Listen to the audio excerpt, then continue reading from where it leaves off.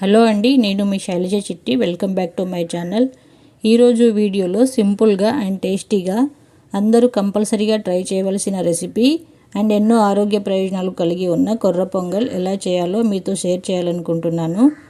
మరి లేట్ చేయకుండా రెసిపీ చూసేద్దాం. ముందుగా ఒక హాఫ్ కప్పు కొర్రలు తీసుకొని శుభ్రంగా 2-3 సార్లు కడిగి రాత్రంతా నానపెట్టుకోవాలి. పొద్దున్నే లేచి నానపెట్టిన కొర్రల్ని మరొకసారి కడిగి పక్కన పెట్టుకోవాలి. అలాగే పెసరపప్పు కూడా తీసుకోవాలి.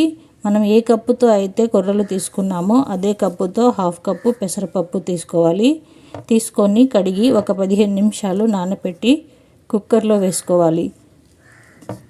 కుక్కర్లో వేసుకొని తగినంత నీళ్లు పోసుకోవాలి.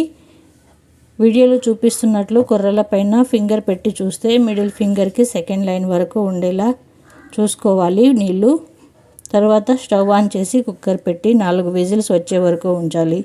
స్టవ్ ఆఫ్ చేసి పక్కన ఉంచాలి. ఇప్పుడు మరో కడాయి తీసుకొని ఘీ వేసుకొని అందులో కొన్ని జీడిపప్పులు, అల్లం తరుగు చిన్న ముక్కలుగా కట్ చేసుకున్నవి, పచ్చిమిర్చి ఒక 3 కట్ చేసుకున్నవి, అలాగే కొన్ని మిరియాలు, కరివేపాకు, జీలకర్ర వేసి వేగనివ్వాలి.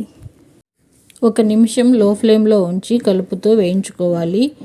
వేగిన తర్వాత ఉడికించి పెట్టుకున్న కొర్రలు వేసి కొంచెం లూజ్గా ఉండేలా కొంచెం వాటర్ కూడా యాడ్ చేసి రుచికి తగినంత సాల్ట్ కూడా వేసుకొని ఒక 4 నిమిషాలు మీడియం ఫ్లేమ్లో కలుపుతూ ఉడికించుకోవాలి.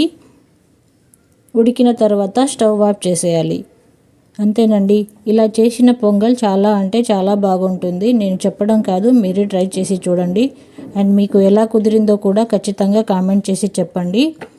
ఎవరైనా ఫస్ట్ టైం ఈ వీడియో చూస్తున్నట్లయితే లైక్ చేసి సబ్స్క్రైబ్ చేసుకోండి.